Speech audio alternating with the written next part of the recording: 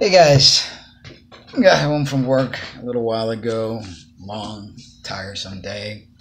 Had to do a bit of shopping after I got off of work, and came home, showered, put my groceries away, made myself something to eat, and here I am to continue what I started this morning.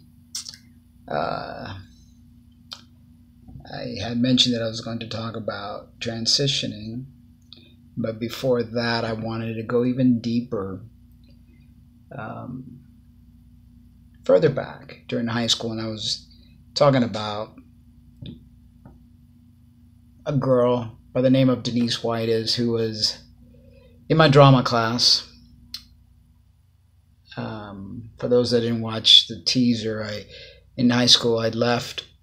My senior year was just electives. I got all the hard stuff out of the way, and I had choir, drama, filmmaking, and it was all artsy stuff. I've always been into the arts as a young child. That was the way I kind of, gosh, it was my healing tool. Whenever my dad would scream and break things, and whenever my mom screamed at me, because it was almost like she got it from my dad and she gave it to me, I would just lock myself in my room, or not lock, because I wasn't allowed to lock my room. They took all the locks out, but I would just go into my room and I would sit in my rocking chair, and I would take, my guitar when I learned how to play it, and I would just write, or I would just imagine my world, how I would want it to be. I would listen to music, and I had the capability of imagining the world that I wanted. I had such a vivid imagination as a child. So, Denise Whitus, tall, lanky, 16-year-old, straight female, became very curious about me. I was kept to myself. I was a geek, drama class and music class, and just kept to myself because I never felt like I belonged. I always felt very distant from people. Kept my space, let very few people in. I guess Denise found that very intriguing, and she started talking to me and wanted to hang out with me, and before you know it, we became really good friends. And as I mentioned in the earlier video, we had a sleepover, and the licorice situation. Listen to the other video to really go into it, because I don't want to repeat myself. But long story short, I fell in love. She fell in love with me. She broke up with her boyfriend, and we had a hush-hush relationship, because back then, this was 1979, it was not cool to be gay. You just didn't talk about it. It was not, like it is today. We were so in love. My first love. I mean, it was just like, it was my beginning of my healing, because due to being sexually abused, due to my father having his alcoholic rages, I didn't want nothing to do with men. Nothing absolutely to do with men. So I looked for romantic intimacy with females.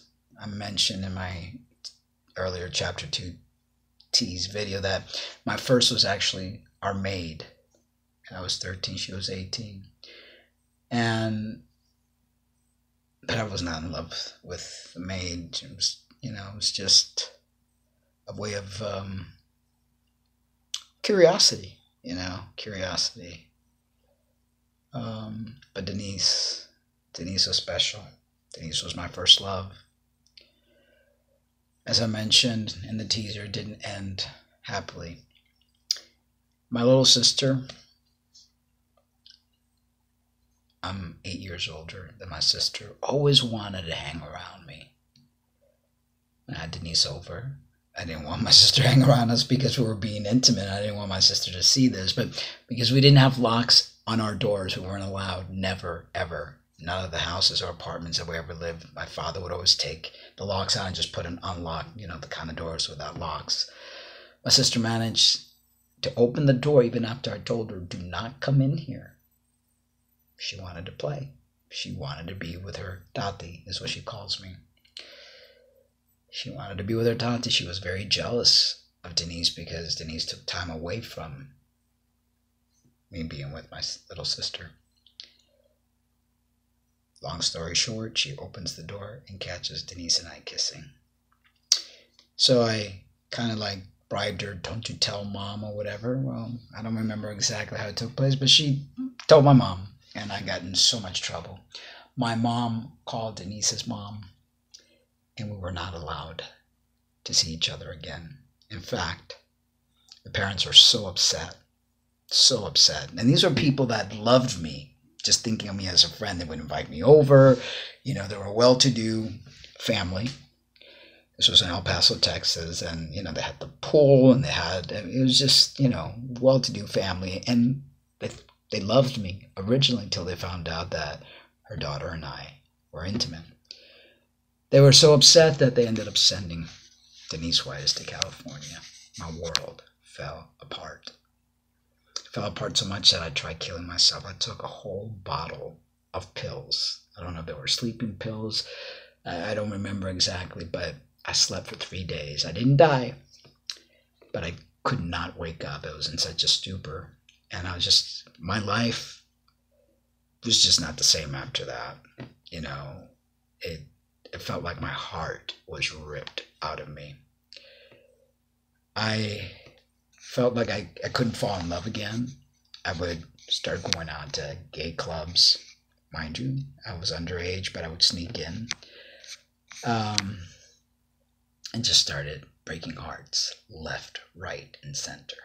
Just didn't care. Just drank a lot, did drugs.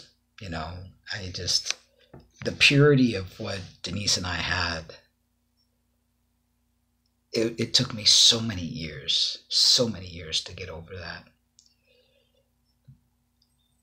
It was very devastating, to say the least. I had a thought that I was going to say something, and I'm kind of tired too.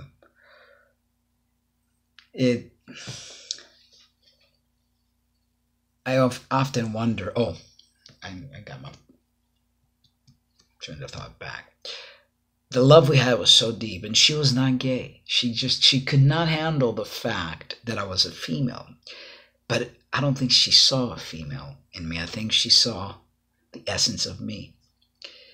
And so much so that I would talk to her and say, you know what, I'm going to get a sex change. Mind you, back then it was not something that was done, unheard of. I think I'd read something about it. I was trying to investigate it because I wanted to be a guy. I wanted to marry Denise. I wanted to have kids with Denise. This was my everything. But the happiness got short because we got separated. I remember before they sent her away, I sneaked in. We even after they told us we couldn't see each other. Get this. I used to sneak out in the middle of the night. Would put my mom's car in reverse so I didn't have to start it. And I would start it, it was like on a little incline. And I'd take the car, and I did this maybe 3 or 4 nights. We would meet up, and Denise used to be house sit a lot. I used to meet up at the house sitting, and we're intimate there. One night I go to sneak back into my room, but I see a light in my room, and I'm like, I didn't leave my light in my room. My mom must have gotten up from the bathroom and looked out the window and didn't see her car, and right away she knew I took it. I got the whipping of a lifetime. And needless to say, my mom called Denise's mom again, and that was the father threatened that if I ever stepped foot in their house, he would shoot me with a shotgun. A few weeks after that, Denise got sent to California. That was my first encounter of wanting to get a sex change. Because the shame of, because I was a female and Denise was a female, and that was not okay. That was my first encounter with wanting to change my gender, my sex. After that, I just went stir crazy when partner after partner. I just didn't care. Didn't care about myself, didn't care about anything. Until I got to be, I think I was 24 years old when I told you that I stopped crack cocaine and headed to England to Fred Golding. Proposed to me at the Malibu Hotel in Miami Beach. Just trying to remember the name, but I remember Malibu. This is eons ago. Lived in England for 2 years. Was not with Fred. I got there, found out he had lied to me that he was married before and had children. He had told me he had never married and didn't have any children. But one day as I was cleaning house, I find all these paperwork. Mrs. Golding. And I'm like, wait a minute, I'm Mrs. Golding. And I started finding, and when he came home from work that day, I confronted him. And obviously he was like, well, he was trying to put it off. Long story short, I could not go to bed with him. Our marriage was annulled. It was not consummated. I just couldn't get myself to do it. I just had this total block. Could not be with a man. I'd been with countless of women. Countless. I was just, after the hurt from Denise, I didn't care. I really didn't care. Between that and all the traumas and all the molestation and just everything else, my perception of relationships was skewed dramatically. And I didn't honor relationships anymore. It was like, well, I got hurt. My heart got ripped out of my chest. I fell in love like I've never fallen in love with anyone. It was so pure, so real. Here you had this beautiful, long, model-esque type of female who was interested in me. And even though she wasn't gay. So that just blew my mind. But she saw my heart and saw we had some sort of massive connection, I mean, she wouldn't laugh with her boyfriend the way she would laugh with me. She wouldn't enjoy herself the way she did with me, and I was beside myself when I lost her. Totally beside myself.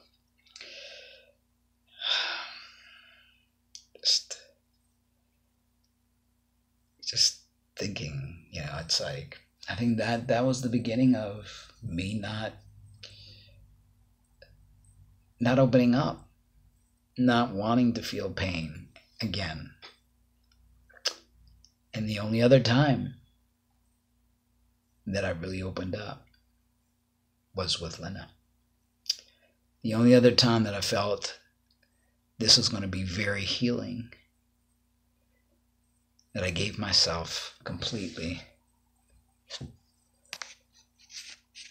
It's give some sort of message. Because I had never given myself to anyone after Denise Whitus. Not fully, because did not want to go through the pain.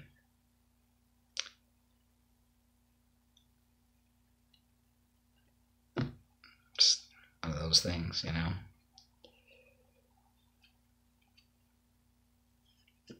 I'm going to go back to encounters that I had when I was around 10 years old when I wrote the song Orlando. I performed that song on a TV show, a Spanish TV show. And there was this magician. He was older than me, probably like 14, 15. Big shot, And he was enamored by me.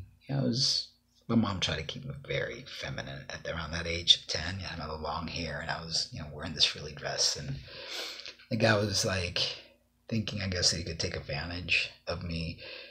And I remember my mom did not want me to have anything to do with lesbianism or whatever. So when this guy asked to take me out, I was a 10-year-old kid, and he was 14 or 15. My mom allowed it without a chaperone, mind you. And he stepped his boundaries. He wanted to take me to bed, and I was like, 10 years old, what are you doing? whatever encounter I've ever had with guys has always been that. Wanting to take advantage, wanting to go touching things they weren't supposed to touch, you know. I really had a massive repulsion with men. And you can't blame me. You know, it's had those things not happened, I don't know if I would have been a lesbian. As a matter of fact, the guy that molested me from the time that I was 8 to 12 was the one that got me to start thinking about girls. He would say, you know, you're a friend. You should do to her what I do to you. And I think that was like the seed that was planted. It's so complicated, you know. Traumas, life. You know, we try to understand, we try to decipher things, and it's not easy. It's not an easy thing. Trying to think where I go from here. So, the many relationships, cheating, I'd be with one and meet somebody else at work, and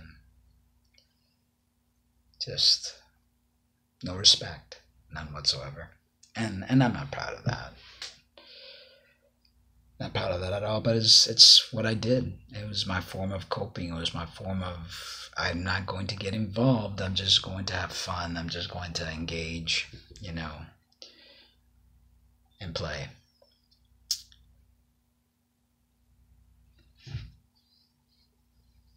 I met my ex-wife Violet at a, what's it called, Scandinavian, Bally's. Scandinavian, they don't exist anymore. You know, I was into bodybuilding, dabbled in steroids, competed. Violet wasn't sure if I was a guy or a girl. When they met me, they kept looking at me, and I would wonder, like, what's this? Because even though I've had a lot of people in my life, I'm very shy. I'm not the type of person that goes up to somebody and say, hey, baby, come on, you want to go out with me? I just kind of like, you know, there's a little innocence thing about me, and usually people end up coming to me. Violet came to me. And she goes, you know, I wasn't sure if you're a girl or a boy, but obviously she knew I was a girl after the fact when she saw me in the girls' locker room. I was very butchy and built, you know, female bodybuilder. I had a very impressive physique. And she asked me for my number. I had just finished breaking up with how many years were we together, Arlene and I? That's where the last name Cummings came from, Arlene. Met her at work. I was with Megan. I was not in love with Megan. It was just companionship. And Arlene totally mesmerized me with her eyes. The most beautiful blue eyes ever. Arlene and I bodybuilt together. We started Bodies Into Constructions together. But that only lasted 4 years. We broke up. We had bought a house together. Ugly divorce. Well, it wasn't really a divorce because we weren't really married. We did the, what's that called? Domestic partner thing. So, needless to say, broke up with Arlene and met. Violet had seen me with Arlene in the gym all the time, and she kept looking at us. When she saw that I was alone, that's when she approached me. Rebound. Not a good thing. And I don't regret it. I mean, gosh, Violet and I had 11 beautiful years together. And like I mentioned in one of my earlier videos, that woman worshipped the ground I walked on. She was a trooper. She was by my side in every advocating documentary shows that we were. For a year, it was nonstop, especially with the Spanish circuit. It was like nonstop. We got limousines picking us up in the front door to take us to TV station. It was just like nonstop. When I say nonstop, it was a whole year of advocating and making present and educating people about trans issues. And my poor Violet just, even though she didn't like it, she was shy, she didn't want to be in front of the camera, but she was so supportive of anything I wanted to do. She was just like, sí, papi, lo que tú quieras, mi cielo. That was it.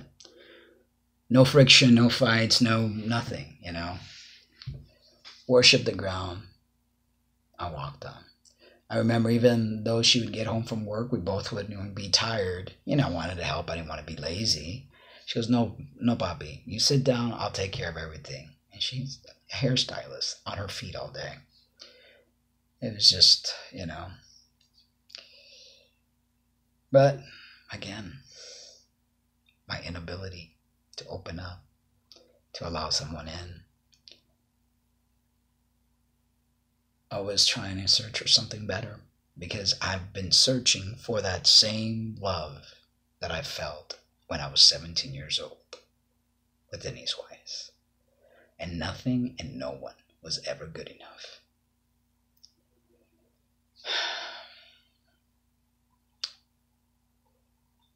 Okay, I'm going to leave it there for tonight. It's 21 minutes in. I'm kind of tired, so, figure where I'm going to take it from there. I'll continue with Violet and what our life transpired and, how, because when Violet met me, I was still, like I said, a female bodybuilder. So in our little ceremony in the Key West, is when I first learned about the culture, the community of trans. And the continual shame that I felt from the time that I was told that it was not okay to ever see Denise again, that if they caught me in front of the door, they were going to shoot me like a dog. So I was like, being a lesbian is wrong. Someone just threatened to shoot me. I love their daughter more than life itself, but they threatened to shoot me if I stepped in front of that door. A door that I'd entered hundreds of times, that I was welcomed time and time again. But as soon as they found out that I was intimate with their daughter, it was not okay. So I would have to say that was the beginning of the shame. Besides the fact that my mother would always shame me for being different, for, not wanting to shave my legs, for being attracted to females and not boys, and, But I think the Denise Weiss situation is the heart of it all. The heart of not being able to fully open up, to love, to accept, to make me wrestle with my feelings.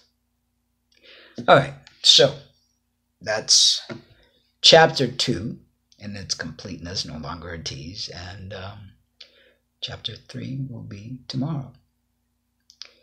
So guys, if you have any questions, please feel free to post it down below. And yeah, life continues. I love you guys, but love yourselves too.